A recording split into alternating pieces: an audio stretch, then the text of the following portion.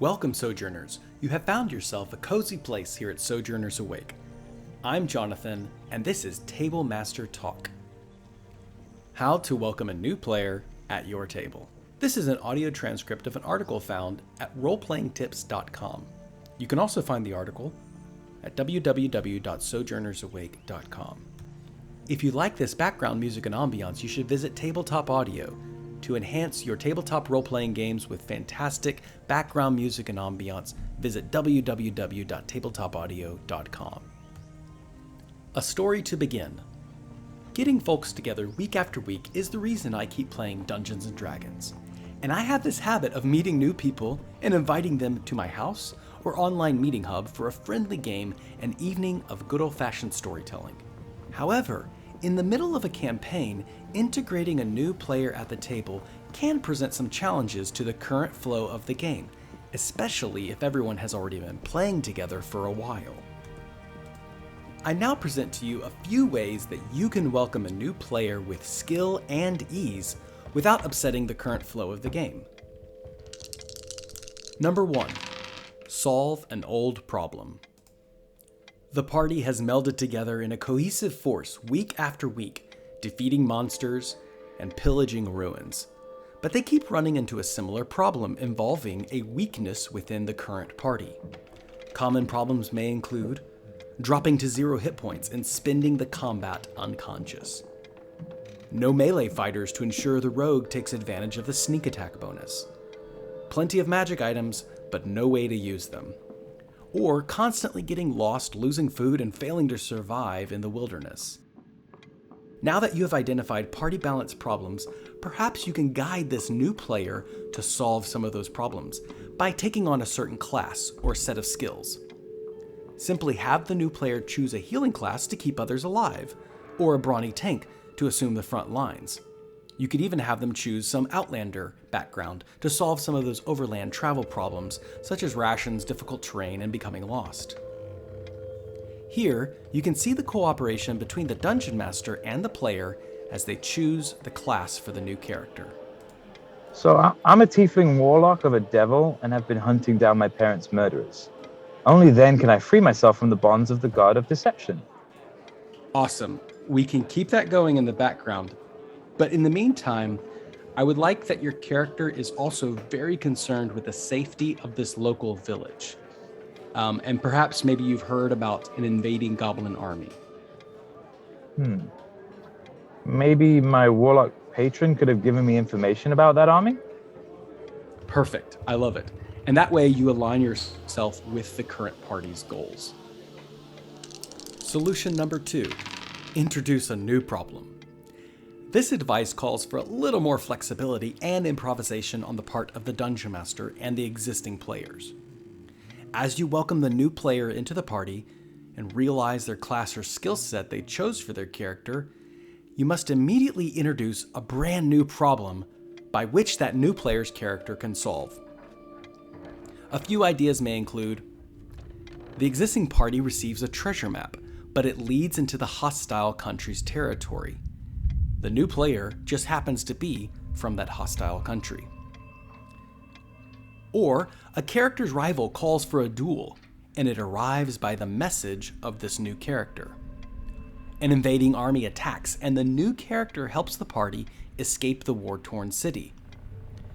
Or last, a ship could have been gifted to the characters, but they need a mechanic.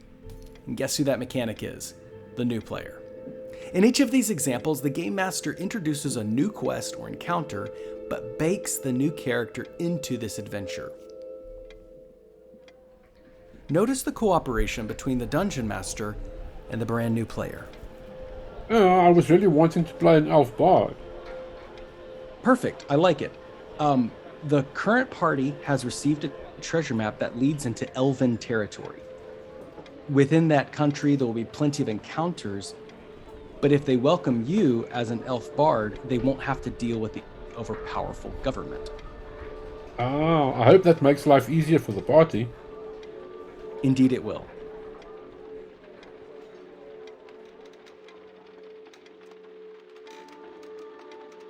Overall, remember that you can connect the previous actions and consequences of the party to the brand new player's character, so that a seamless welcoming can occur to hook the new player into the party of adventurers. After you gather everyone around the table and you're ready to begin the adventure, my advice is to roll dice as soon as possible. New players can be nervous at a table of existing friends. I have found that role-playing interactions can be awkward even if everyone already knows each other. Well, you can bypass the awkward introductions by beginning an encounter that requires teamwork. I call them incidents.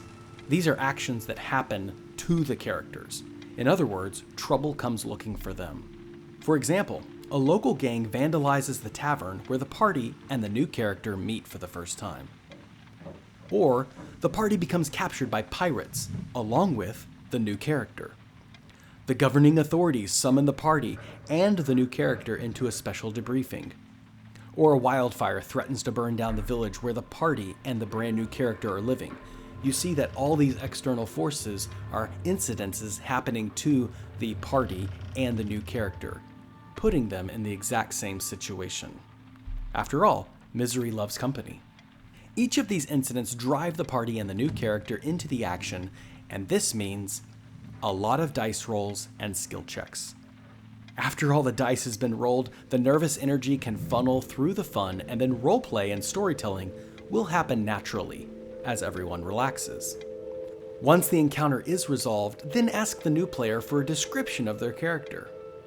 At this point, after some fun dice rolls and dangerous moments, everyone at the table will have already been having a great time and welcome the new character into the party. One of the best welcomings I ran involved a new player in a group of 4 existing players. The party was already on a mission and found this new character was also on that mission. They blended together immediately. The reason I highlight this is because it might be tempting to let the brand new player develop a backstory outside the current party. That can work at the beginning of a campaign, but it is problematic in the middle of a campaign, since the new player might innocently drive the story away from the current mission. It's much better to designate the mission to the new player so they will more likely blend in with the current party goals. Notice the cooperation between the dungeon master and the new player. Hey Sam, the table has been doing well in each encounter, but where the party is lacking is needing a healing class. Oh man, does that mean I have to play a priest? I was hoping to play a druid or a shaman. Will that work? Oh, absolutely. Druid works. But let's make sure you take some healing spells as part of your repertoire, because that's really what the party needs the most. Is that fair? Yeah, that works. Overall, remember that cooperation is a key element in making tabletop role-playing games happen. So practice cooperation with your new player as you welcome them into the party. It is perfectly permissible for you to ask the new player to exercise that same level of cooperation. If you set the standard for teamwork at the welcoming, it will continue on throughout the campaign and everyone will be happy. And don't forget to debrief after every session. At the end of your session, conclude with asking from each player a highlight moment in the game. Some examples may include a funny joke or a pun another player said, a vivid description of spellcasting, an exciting skill challenge the game master designed, and maybe even a failed dice result that resulted in a tense moment. Or perhaps it could be a character helping another character, especially in a noble or sacrificial way. When you have 3 to 7 players and the game master going around the table expressing something positive about the game, especially involving another player's actions and descriptions, well, you are going to raise the value of your game. Each player, including the new player, will benefit from this increased value, ensuring they will want to continue in the participation. The next session will then hinge off the last moments of the previous game, which of course ended in positive reinforcement through the players expressing their highlights. This is a fantastic way to welcome a new player at your table.